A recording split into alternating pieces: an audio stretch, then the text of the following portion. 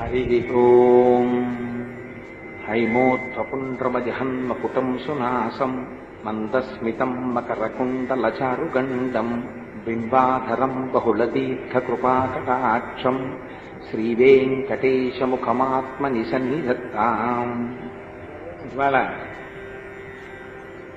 ఏదో సన్మానం చేస్తానా అంటే సహజం కదా, సభలో ఏదో పాపం 4 మాటలు చెప్పాడు, అందుకని ప్రక్షిపకారంగా 4 సన్మానం చేయడం అనేటటువంటిది సహజ విశేషం అని చెప్పి అనుకున్నాను. కానీ హరిప్రసాద్ గారంటే మరో విశ్వకర్మ. నేను వారిని పొగడాలి అని నాకు ఎవరిని కూడా నిష్కారణంగా పొగిడే అలవాటు నాకు లేదు. నేను అలా పొగడను, నాకు ఇష్టం ఉండదు. ఎందుకంటే పొగడ్త మనిషిని పాడు చేస్తుంది అని నమ్మే వాళ్ళలో నేను ఒక్కడిని. అందుకని అనవసరపు పొగడ్తలు నేను పొగడను. కానీ నాకు వారితో పరిచయం పరమేశ్వరానుగ్రహంగా ఇంచుమించు 10-15 సంవత్సరాల నుంచి ఉంది. ఆఫీసులో వారు డిప్యూటీ మేనేజర్గా ఉన్నప్పుడు కూడా, అసిస్టెంట్ మేనేజర్గా ఉన్నప్పుడు కూడా వారంటే మాకు విశేషమైనటువంటి భక్తి ప్రపత్తులు, గౌరవం ఉండేవి. ఆఫీసర్స్ చాలామంది ఇన్స్పెక్షన్కి వస్తుంటారు డిపోస్కి. వచ్చినా ఏదో మేము పనిచేసే చోటికి ఆఫీసర్స్ వస్తే ఒకసారి లేస్తాం, నమస్కారం చేస్తాం. ఎందుకంటే వారు మాకైనా పైన ఉన్నటువంటి అధికారులు కనుక. అలా అధికారులకి గౌరవం ఇవ్వని నాడు ఉపన్యాసాలు చెప్పడం, శాస్త్రాలు చెప్పడం అనేటటువంటిది పరమ అనవసరమైన విషయం. తనకన్నా అధికారంలో ఉన్న వారికి గౌరవం ఇచ్చి తీరాలి ఉద్యోగంలో ఉన్నప్పుడు. అందుకని మామూలుగా అలా గౌరవం ఇవ్వడం కాదు, ఏదో మా దగ్గరికి వస్తే లేచి నిలబడి వారు అడిగినటువంటి ఫైల్ చూపించడం కాదు. హరిప్రసాద్ గారు ఎప్పుడైనా ఇన్స్పెక్షన్కి వచ్చి డిపో ఆఫీసులో కూర్చుంటే ఓసారి వెళ్ళి హరిప్రసాద్ గారిని చూసి రావాలని, హరిప్రసాద్ గారు వచ్చారండి ఇన్స్పెక్షన్కి, కారు వచ్చింది అనేవారు.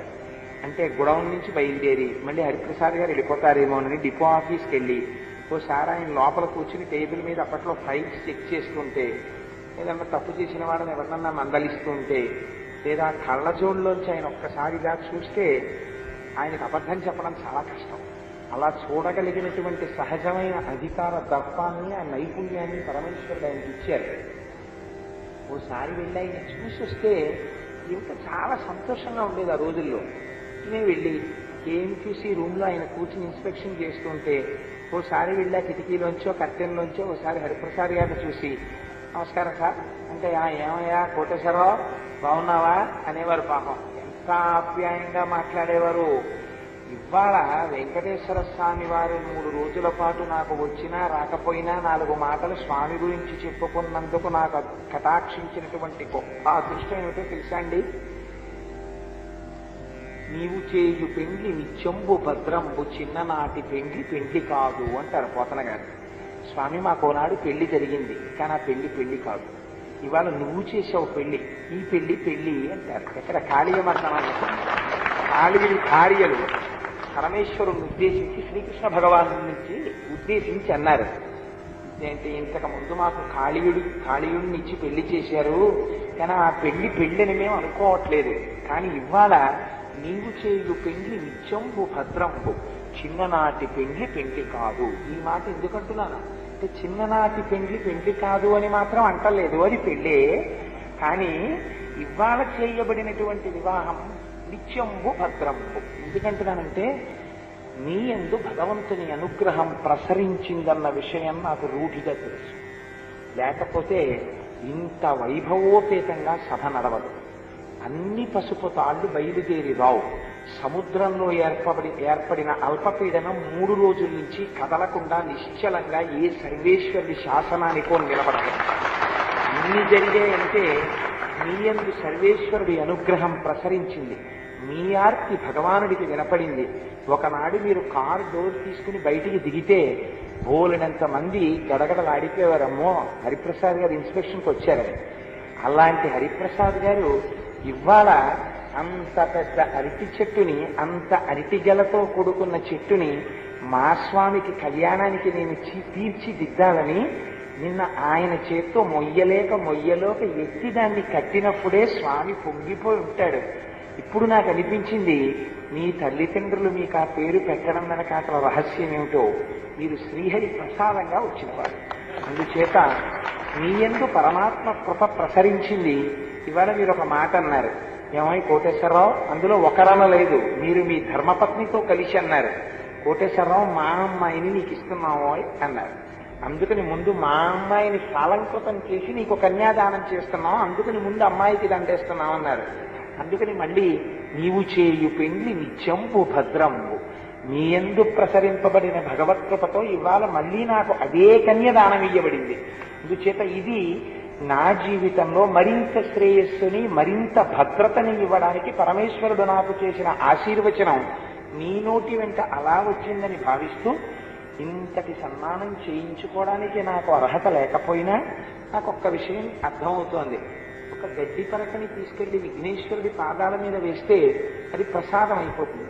ఇంత కబలాన్ని తీసుకెళ్లి సర్వేశ్వరుడి దగ్గర పెడితే నివేదన చేయబడిన ప్రసాదం అవుతుంది.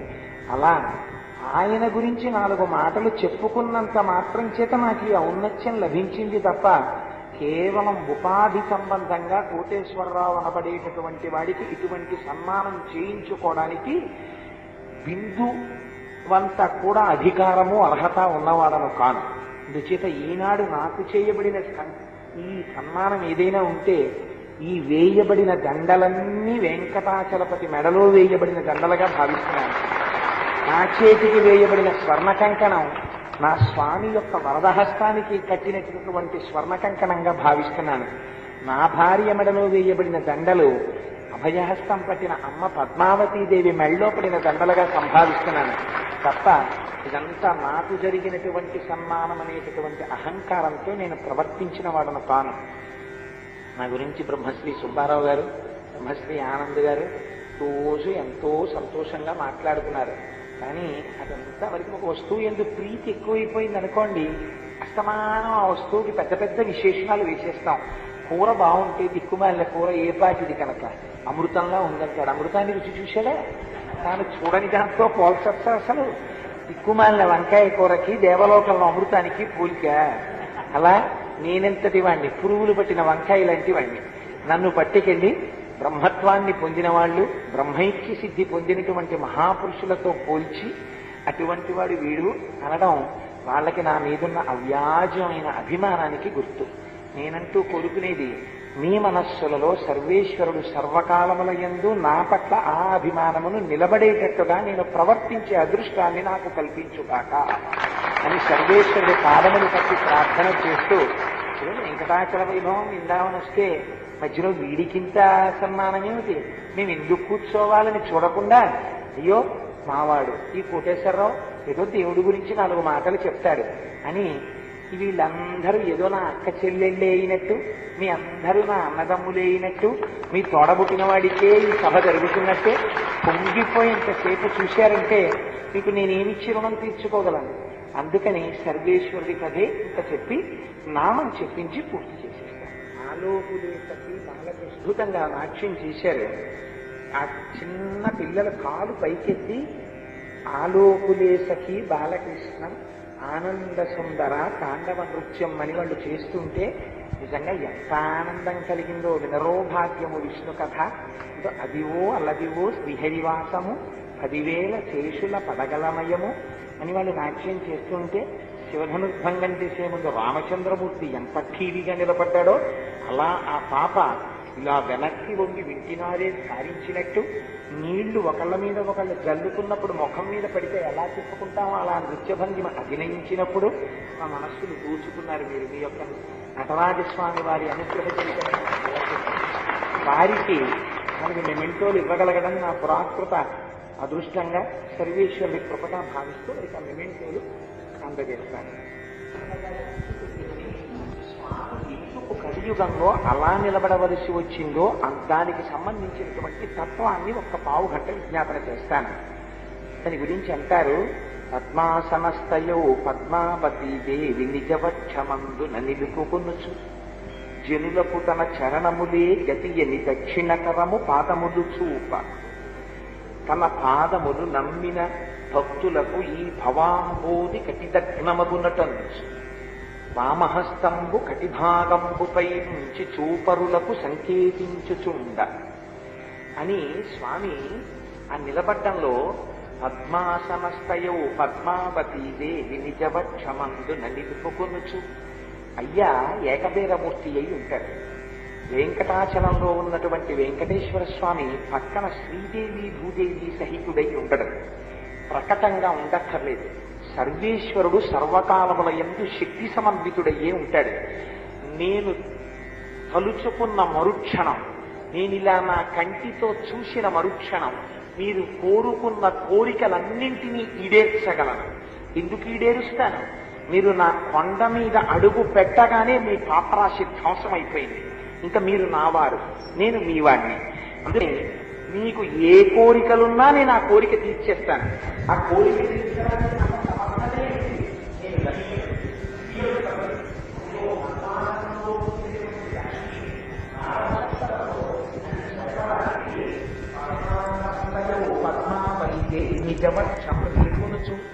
చూడగానేట మనకి ధైర్యం వచ్చేయాలి. ఇంకా అమ్మ కాళ్ళు పట్టయ్య కాళ్ళు పట్టక్కర్లేదు, ఆయన గుండెల్లో అమ్ముంది. ఏమిటో తెలుసా అండి దాని రహస్యం? ఎవడైనా చాలా పెంకితనంగా ప్రవర్తించాడు అనుకోండి, ఏమండి అలా ప్రవర్తించాడు, ఆయనకి గుండెలు లేవు అంటారు. లేకపోతే అన్న ఆయనకి దయలేదు అంటారు. దయలేదు అన్నప్పుడు ఇక్కడ చూపించడం ఎందుకు? ఏమండి దయలేదు అని ఇక్కడో, ఏమండి దయలేదు అని ఇక్కడో, దయలేదా అని ఇక్కడో చూపించకూడదా? దయ ఎక్కడ ఉండాలి? గుండెల్లో ఉండాలి. అందుకని అమ్మ ఎక్కడ ఉంటుంది? ఇక్కడ ఉంటుంది. అంటే ఆయన యొక్క స్వరూపం ఏమిటి? అపారమైనటువంటి దయ కలిగిన వాడు. అందుకే వెంకటేశ్వరుడు కనీసం సింహాసనంలో కూడా కూర్చోడు స్వామి, ఇలా నిలబడే ఉంటారు ఆయన. స్వామి అంతసేపు నిలబడ్డావు కదా, అలా కదలకుండా నిలబడితే నీ కాళ్ళు నిప్పులెట్టవా? ఒక్కసారి నీ కాళ్ళు మేము పిసకద్దా అని అడిగినా అట్నుంచి ఇటు కూడా ఇలా కాలు మార్చుకోడు. ఎందుకో తెలుసా అండి? అలా తను కాలు మార్చుకుంటే తను కొంచెం కదిలితే పాపం ఎక్కడో దూర దూరాల నుంచి వచ్చినటువంటి వాళ్ళు తన కంటి చూపులో పడరేమోనని అమ్మని వక్షస్థలంలో పెట్టుకుని నేను ఇంత దయామూర్తినిరా మీకేం బెంగలేదని ఆ పద్మపీఠం మీద నిలబడే ఉంటాడు. అందుకని పద్మాసనస్థయో పద్మావతీ దేవి నిజవక్షమందున నిలుపుకొనుచు తన చరణములు నమ్మిన వారలకు అని దక్షిణకరము పాదములు చూప. ఈ నా పాదాలని నమ్ముకున్నారా, నా పాదాలకి నమస్కారం చేశారా, మీకిక తిరుగులేదు. నేను మీ వెంట పడతాను, కానీ మీకు పురుషార్థం, మీకు బుద్ధినిచ్చాను. కాబట్టి మీరేం చెయ్యాలి? శరణాగతి చెయ్యాలి. మీకు నోటితో చెప్పడం రాదు, ఏం బెంగపెట్టుకోకండి. 2 చేతులు ఇలా కలపండి, 5 జ్ఞానేంద్రియాలు 5 కర్మేంద్రియాలు కలుసుకున్నట్టు శిరస్సుని ఇలా వంచి నమస్కారం చేయండి. 11ంటిని నా పాదముల వంక చూస్తూ ఇలా తల వంచండి చాలు.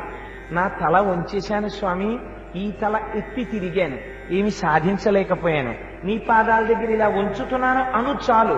వంచావా, వచ్చి కౌగిలించుకుంటాను, నిన్ను నా వస్తువుని చేసుకుంటాను, నిన్ను రక్షించుకుంటానని. అందుకనిట జనులకు తన చరణములే గతియని దక్షిణక రము పాదములు చూప. ఇలా చూసి నడవకురా, ఇలా చూడు. నా పాదముల వంక చూడాలనుకున్నప్పుడు నీ తల ఇలా వంగుతుంది, నీ తల వంచావా నిన్ను నేను పట్టుకుంటాను అని చెప్పడానికి కుడి చెయ్యి ఇలా పాదాల్ని చూపిస్తుంటుందిట. తన పాదములు నమ్మిన భక్తులకు ఈ భవాంబోధి కటిదగ్నమగునటంచు. ఎవరు ఆయన పాదాలు నమ్ముకుని ఆయన పాదాలు కనపడగానే ఇలా శిరస్సు ఉంచి నమస్కరిస్తున్నారో వాళ్ళకి ఈ సంసారము కేవలం నడుములోతు మాత్రమే వస్తుంది. వాళ్ళని సంసారం ఏం చెయ్యదు.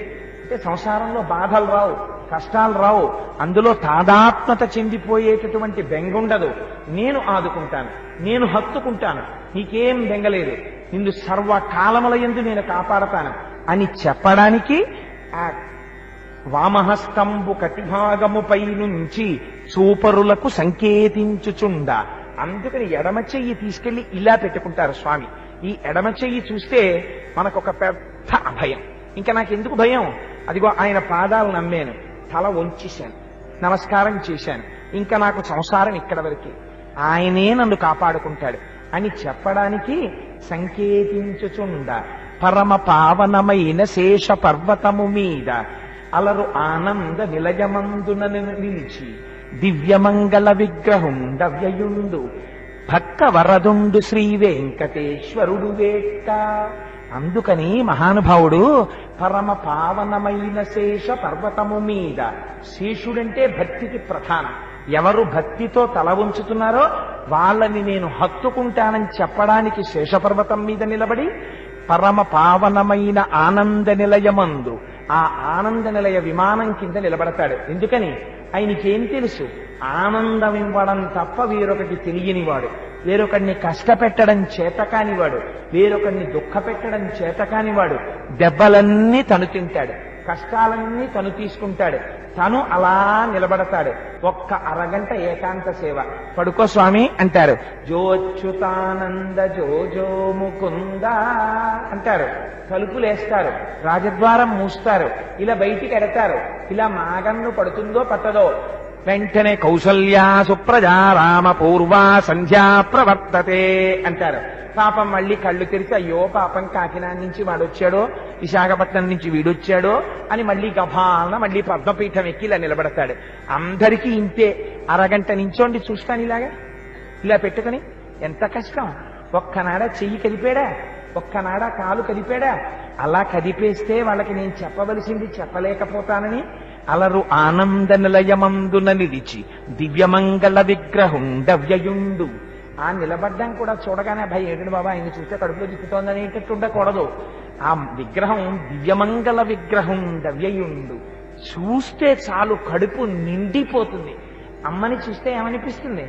అమ్మ అందం ఏమిటి? అమ్మ అందం. అమ్మని చూడగానే అబ్బా అమ్మా నిన్ను చూసేటప్పటికి ఎంత సంతోషంగా ఉందో అమ్మా, నా బాధ మరిచిపోయానమ్మా అంటాడు. అమ్మ చేతి అన్నం తింటే ఆనందం, అమ్మని చూస్తే ఆనందం, అమ్మ చెయ్యేస్తే ఆనందం, అమ్మ బుగ్గలు తడిగితే ఆనందం, అమ్మే ఆనందం. అలా మాతృస్వరూపం కలిగినటువంటి వాడై అలరు ఆనంద నిలయమందునను నిలిచి దివ్యమంగళ విగ్రహుండవ్యయుండు అని ఆయన మహానుభావుడు భక్త వరదుండు శ్రీ వెంకటేశ్వరుడు వేట్ట. భక్తుల యొక్క కోరికలన్నీ వాళ్ళు నోరి విప్పి చెప్పక్కర్లేదుట. అందుకే ఆయన కళ్ళకి ఊర్ధపుడ్రాలు ఇక్కడ వరకు పెట్టేసి ఉంటాయి. ఏమిటో తెలుసా అండి దాంట్లో రహస్యం? వెంకటేశ్వర స్వామి వారు మీ లోపల మనస్సుని చూస్తారు. ఆయనకి మనస్సు తెలియకుండా ఉంటుందా? మీరు ఆయన దగ్గరికి వెళ్ళి ఏమీ చెప్పక్కర్లేదు. రాముల వారి మేడలోకి మీరు వెళ్ళగానే మీ మనస్సులో ఉన్న కోరిక ఏమిటో ఆయన పసిగట్టేస్తారు. మీరు చెయ్యవలసింది ఇంతే. ఒక్కసారి ఇలా అన్నారా పాదాల వంక చూసి హత్యేసుకుంటాడంతే. ఏమంటే ఒక్కటి చెప్పండి, ఎన్ని వేల మందికి, ఎన్ని లక్షల మందికి, ఎన్ని కోట్ల మందికి ప్రాణభిక్ష పెట్టాడో, ఎందరికి కోరికలు తీర్చాడో, ఎంతమంది ఆడవాళ్ళకి తాళిబొట్టు భాగ్యం నిలబెట్టాడో, ఎంతమంది పురుషులు హాస్పిటళ్లలో పడిపోయిన వాళ్ళని ఇంటికి పంపించాడో, ఎంతమంది భ్రష్టులైతే ఐశ్వర్యం ఇచ్చాడో, ఎంతమందికి వాక్కునిచ్చాడో, ఎంతమందికి ఆరోగ్యం ఇచ్చాడో, రాత్రి లేదు పగలు లేదు, లేకపోతే ఇవాళ అంతమంది ఎందుకు వెంకటాచలం చుట్టూ పరిగెడుతున్నారు? ఆ క్షేత్రం యొక్క వైభవం అటువంటిది. అందుకే అంటారు, ఎక్కడ చూసినా గోవిందనామం గొంతెత్తి పాడుచో కొండలెక్కడి భక్తుల గుంపులొకట. ఎక్కడ చూసినా ఎవరి నోట విన్నా ఉసే అని పెళ్ళాన్ని పిలవడు, ఉరే అని కొడుకుని పిలవడు. గోవింద గోవింద గోవింద, ఏడుకొండలవాడ గోవింద, వెంకటరమణ గోవింద, పాపనాశక గోవింద, గరుడవాహన గోవింద. ఎక్కడ చూడండి, క్యూల్లో చూడండి, కళ్యాణకట్టలో చూడండి, ప్రసాదాల కౌంటర్ల దగ్గర చూడండి, తిరువీధుల్లో చూడండి, మాడవీధుల్లో చూడండి, కొండ మీద చూడండి, కొండ కింద చూడండి, ఎక్కడ చూసినా గోవిందనామం గొంతెత్తి పాడుచు కొండలెక్కడి భక్తుల గుంపులొకట. అందరూ భక్తులు గోవింద గోవింద గోవింద అన్నీ మరిచిపోయి కొండలెక్కేవాళ్లే. అన్నింటికన్నా చిత్రం, తల తీసి ఇత్తుమా ఇలవేలు పంచును తల వెంట్రుకలనిచ్చు ధన్యులొకట. ఎంతటి వాడు కూడా, ఎంత అవతలవాడు అధికారం ఉండనివ్వండి, ఒరే నా దగ్గరికి వచ్చి తలనీలాలు తీయించేసుకుంటే నీ కోరిక తీరుస్తాను రా అన్నాడు అనుకోండి, అప్లికేషన్కి తలనీలాలు తీసుకొచ్చేవాడు ఉంటాడా? కానీ సర్వేశ్వరుడి దగ్గరికి వెళితే మాత్రం తిథి లేదు, వారం లేదు, పగలు లేదు, రాత్రి లేదు, శుక్రవారం లేదు, మంగళవారం లేదు, ఆడవాళ్లు లేరు, మగవాళ్లు లేరు. ఆ తల్లికి ఏ కోరిక తీరిందో ఆవిడ కూడా 3 కత్తెరలు ఇచ్చేస్తుంటుంది. ఆ కళ్యాణ కట్ట వెంట నిలబడి, క్యూల్లో నిలబడి వెళ్లి శిరస్సు ఉంచేసి తలనీలాలు తీసేస్తుంటే అమ్మయ్యా నా జన్మ ధన్యమైపోయింది, దిక్కుమాలిన అహంకారం వదిలేశాను స్వామి పాదాల దగ్గరని బెంగ పెట్టుకుని ఎక్కుతారమ్మ. తలనీలాలు తీయించుకోవాలండి, ఖాళీ ఉందా కళ్యాణ కట్ట, తలనీలాలు తీయించేస్తానని పరిగెడతారు ఆయన చుట్టూ. తల తీసి ఇత్తుమా ఇలవేలు పంచులు తల వెంట్రుకలనిచ్చు ధన్యులొకట. ఇంకా మీరు హరి ఓం. హైమోత్పుండ్రమజహన్మకుటం సునాసం మందస్మితం మకరకుండలచారుగండం బింబాధరం బహుళతీర్థకృపాకటాక్షం శ్రీవేంకటేశముఖమాత్మని సన్నిధత్తాం. ఇవాళ నాకు ఏదో సన్మానం చేస్తానా అంటే సహజం కదా, సభలో ఏదో పాపం 4 మాటలు చెప్పాడు, అందుకని ప్రక్షుపకారంగా 4 సన్మానం చేయడం అనేటటువంటిది సహజ విశేషం అని చెప్పి అనుకున్నాను. కానీ హరిప్రసాద్ గారంటే మరో విశ్వకర్మ. నేను వారిని పొగడాలి అని నాకు ఎవరిని కూడా నిష్కారణంగా పొగిడే అలవాటు నాకు లేదు. నేను అలా పొగడను, నాకు ఇష్టం ఉండదు. ఎందుకంటే పొగడ్త మనిషిని పాడు చేస్తుంది అని నమ్మే వాళ్ళలో నేను ఒక్కడిని. అందుకని అనవసరపు పొగడ్తలు నేను పొగడను. కానీ నాకు వారితో పరిచయం పరమేశ్వరానుగ్రహంగా ఇంచుమించు 10-15 సంవత్సరాల నుంచి ఉంది. ఆఫీస్లో వారు డిప్యూటీ మేనేజర్గా ఉన్నప్పుడు కూడా, అసిస్టెంట్ మేనేజర్గా ఉన్నప్పుడు కూడా వారంటే మాకు విశేషమైనటువంటి భక్తి ప్రపత్తులు, గౌరవం ఉండేవి. ఆఫీసర్స్ చాలామంది ఇన్స్పెక్షన్కి వస్తుంటారు డిపోస్కి. వచ్చినా ఏదో మేము పనిచేసే చోటికి ఆఫీసర్స్ వస్తే ఒకసారి లేస్తాం, నమస్కారం చేస్తాం. ఎందుకంటే వారు మాకైనా పైన ఉన్నటువంటి అధికారులు కనుక. అలా అధికారులకి గౌరవం ఇవ్వని నాడు ఉపన్యాసాలు చెప్పడం, శాస్త్రాలు చెప్పడం అనేటటువంటిది పరమ అనవసరమైన విషయం. తనకన్నా అధికారంలో ఉన్న వారికి గౌరవం ఇచ్చి తీరాలి ఉద్యోగంలో ఉన్నప్పుడు. అందుకని మామూలుగా అలా గౌరవం ఇవ్వడం కాదు, ఏదో మా దగ్గరికి వస్తే లేచి నిలబడి వారు అడిగినటువంటి ఫైల్ చూపించడం కాదు. హరిప్రసాద్ గారు ఎప్పుడైనా ఇన్స్పెక్షన్కి వచ్చి డిపో ఆఫీసులో కూర్చుంటే ఓసారి వెళ్ళి హరిప్రసాద్ గారిని చూసి రావాలని, హరిప్రసాద్ గారు వచ్చారండి ఇన్స్పెక్షన్కి, కారు వచ్చింది అనేవారు. అంటే గుడౌన్ నుంచి బయలుదేరి మళ్ళీ హరిప్రసాద్ గారు వెళ్ళిపోతారేమోనని డిపో ఆఫీస్కి వెళ్ళి ఓసారి ఆయన లోపల కూర్చుని టేబుల్ మీద అప్పట్లో ఫైల్స్ చెక్ చేస్తుంటే, ఏదన్నా తప్పు చేసిన వాడిని ఎవరినన్నా మందలిస్తుంటే, లేదా కళ్ళజోడులోంచి ఆయన ఒక్కసారి ఇలా చూస్తే ఆయనకు అబద్ధం చెప్పడం చాలా కష్టం. అలా చూడగలిగినటువంటి సహజమైన అధికార దర్పాన్ని, ఆ నైపుణ్యాన్ని పరమేశ్వరుడు ఆయనకి ఇచ్చారు. ఓసారి వెళ్ళి ఆయన చూసి వస్తే ఇంకా చాలా సంతోషంగా ఉండేది ఆ రోజుల్లో. ఇంటినే వెళ్ళి KMQC రూమ్లో ఆయన కూర్చుని ఇన్స్పెక్షన్ చేస్తుంటే ఓసారి వెళ్ళి ఆ కిటికీలోంచో కర్టెన్లోంచో ఓసారి హరిప్రసాద్ గారిని చూసి నమస్కారం సార్ అంటే, ఏమయ్యా కోటేశ్వరరావు బాగున్నావా అనేవారు. పాపం ఎంత ఆప్యాయంగా మాట్లాడేవారు.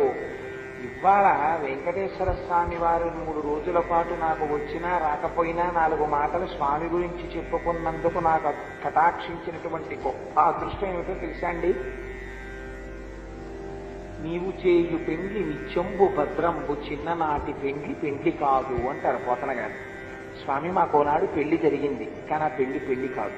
ఇవాళ నువ్వు చేసావు పెళ్లి, ఈ పెళ్లి అంటారు. ఎక్కడ కాళీయమంటారు, భార్యలు పరమేశ్వరుని ఉద్దేశించి శ్రీకృష్ణ భగవాను నుంచి ఉద్దేశించి అన్నారు ఏంటి, ఇంతకు ముందు మాకు కాళీయుడిని ఇచ్చి పెళ్లి చేశారు, కానీ ఆ పెళ్లిని మేము అనుకోవట్లేదు.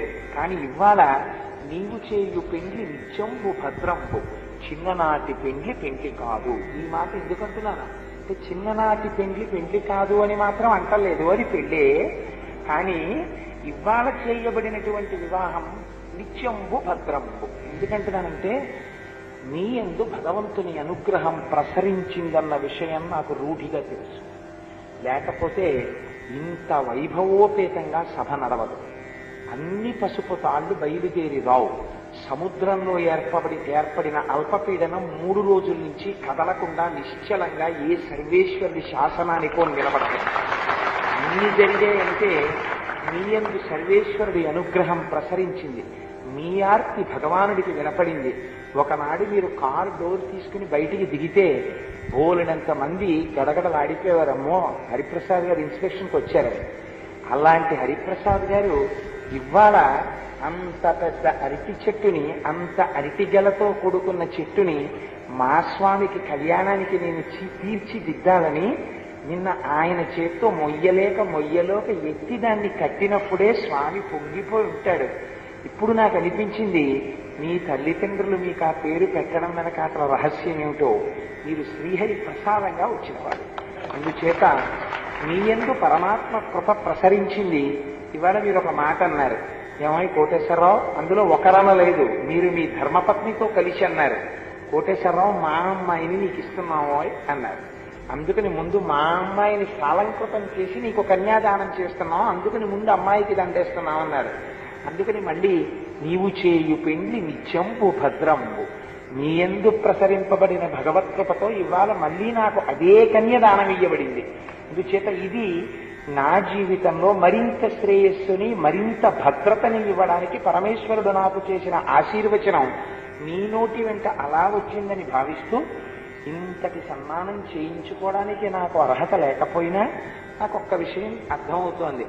ఒక గడ్డి పరకని తీసుకెళ్లి విఘ్నేశ్వరుడి పాదాల మీద వేస్తే అది ప్రసాదం అయిపోతుంది.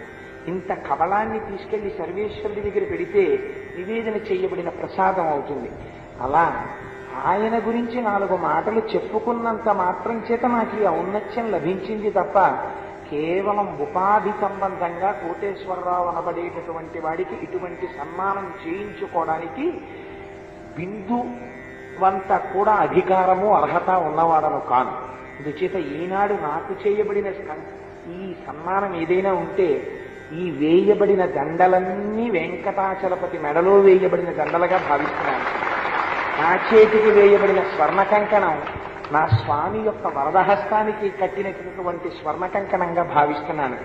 నా భార్య మెడలో వేయబడిన దండలు అభయహస్తం పట్టిన అమ్మ పద్మావతీదేవి మెడలో పడిన దండలుగా సంభావిస్తున్నాను తప్ప, ఇదంతా నాకు జరిగినటువంటి సన్మానం అనేటటువంటి అహంకారంతో నేను ప్రవర్తించిన వాడను కాను. నా గురించి బ్రహ్మశ్రీ సుబ్బారావు గారు, బ్రహ్మశ్రీ ఆనంద్ గారు రోజు ఎంతో సంతోషంగా మాట్లాడుతున్నారు.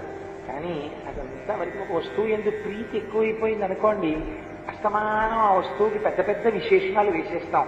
కూర బాగుంటే దిక్కుమాలిన కూర ఏ పాటిది కనుక అమృతంగా ఉందంటాడు. అమృతాన్ని రుచి చూశాడా? తాను చూడని దాంతో పోల్చొచ్చా? అసలు దిక్కుమాలిన వంకాయ కూరకి దేవలోకంలో అమృతానికి పోలిక. అలా నేనెంతటి వాణ్ణి, పురుగులు పట్టిన వంకాయ లాంటి వాణ్ణి. నన్ను పట్టుకెళ్ళి బ్రహ్మత్వాన్ని పొందిన వాళ్ళు, బ్రహ్మైక్య సిద్ధి పొందినటువంటి మహాపురుషులతో పోల్చి అటువంటి వాడు వీడు అనడం వాళ్ళకి నా మీదున్న అవ్యాజమైన అభిమానానికి గుర్తు. నేనంటూ కోరుకునేది, మీ మనస్సులలో సర్వేశ్వరుడు సర్వకాలముల యందు నా పట్ల ఆ అభిమానమును నిలబడేటట్టుగా నేను ప్రవర్తించే అదృష్టాన్ని నాకు కల్పించుగాక అని సర్వేశ్వరుడి పాదములు పట్టి ప్రార్థన చేస్తూ, వెంకటాచల వైభవం విందామని వస్తే మధ్యలో వీడికింత సన్మానం ఏమిటి, మేము ఎందుకు కూర్చోవాలని చూడకుండా, అయ్యో మావాడు ఈ కోటేశ్వరరావు ఏదో దేవుడి గురించి 4 మాటలు చెప్తాడు అని వీళ్ళందరూ ఏదో నా అక్క చెల్లెళ్ళే అయినట్టు, మీ అందరూ నా అన్నదమ్ములే అయినట్టు, మీ తోడబుట్టిన వాడికే ఈ సభ జరుగుతున్నట్టే పొంగిపోయేంతసేపు చూశారంటే మీకు నేనేమిచ్చి రుణం తీర్చుకోగలను. అందుకని సర్వేశ్వరుడి కథే ఇంత చెప్పి నామం చెప్పించి పూర్తి చేసేస్తాను. ఆలోపులేసకి వాళ్ళకి అద్భుతంగా నాట్యం చేశారు. ఆ చిన్న పిల్లల కాలు పైకెత్తి ఆలోపులేసకి బాలకృష్ణం ఆనంద సుందర తాండవ నృత్యం అని వాళ్ళు చేస్తుంటే నిజంగా ఎంత ఆనందం కలిగిందో. వినరో భాగ్యము విష్ణు కథ, అదివో అల్లదివో శ్రీహరివాసము 10,000 శేషుల పడగలమయము అని వాళ్ళు నాట్యం చేస్తుంటే, శివధనుర్భంగం చేసే ముందు రామచంద్రమూర్తి ఎంత ఠీవిగా నిలబడ్డాడో అలా ఆ పాప ఇలా వెనక్కి వంగి వింటినారే సారించినట్టు, నీళ్లు ఒకళ్ళ మీద ఒకళ్ళు జల్లుతున్నప్పుడు ముఖం మీద పడితే ఎలా తిప్పుకుంటామో అలా నృత్యభంగిమ అభినయించినప్పుడు ఆ మనస్సును దూచుకున్నారు మీరు. మీ యొక్క నటరాజస్వామి వారి అనుగ్రహ చైతన్యం వారికి మనకి మెమెంటోలు ఇవ్వగలగడం నా పురాకృత అదృష్టంగా సర్వేశ్వరుడి కృపగా భావిస్తూ ఇక మెమెంటోలు అందజేస్తాను. ఎందుకు కలియుగంలో అలా నిలబడవలసి వచ్చిందో దానికి సంబంధించినటువంటి తత్వాన్ని 1 పావు గంట విజ్ఞాపన చేస్తాను. దాని గురించి అంటారు, పద్మాసనస్థయో పద్మావతీ దేవి నిజవక్షమందున నిలుపుకొనుచు జనులకు తన చరణములే గతియని దక్షిణకరము పాదములు చూప, తన పాదములు నమ్మిన భక్తులకు ఈ భవాంబోధి కటిదగ్నమగునటనుచు వామహస్తంబు కటిభాగంబుపై నుంచి చూపరులకు సంకేతించుచుండ అని స్వామి ఆ నిలబడ్డంలో పద్మాసనస్థయౌ పద్మావతీ దేవి నిజవక్షమందు నిలుపుకొనుచు అయ్యా ఏకబీరమూర్తి అయి ఉంటాడు. వెంకటాచలంలో ఉన్నటువంటి వెంకటేశ్వర స్వామి పక్కన శ్రీదేవి భూదేవి సహితుడై ఉండడు. ప్రకటంగా ఉండక్కర్లేదు. సర్వేశ్వరుడు సర్వకాలముల యందు శక్తి సమన్వితుడయ్యే ఉంటాడు. నేను తలుచుకున్న మరుక్షణం, నేనిలా నా కంటితో చూసిన మరుక్షణం మీరు కోరుకున్న కోరికలన్నింటినీ ఈడేర్చగలను. ఎందుకు ఈడేరుస్తాను? మీరు నా కొండ మీద అడుగు పెట్టగానే మీ పాపరాశి ధ్వంసం అయిపోయింది. ఇంకా మీరు నావారు, నేను మీ వాడిని. అందుకే మీకు ఏ కోరికలున్నా నేను ఆ కోరిక తీర్చేస్తాను. ఆ కోరిక తీర్చడానికి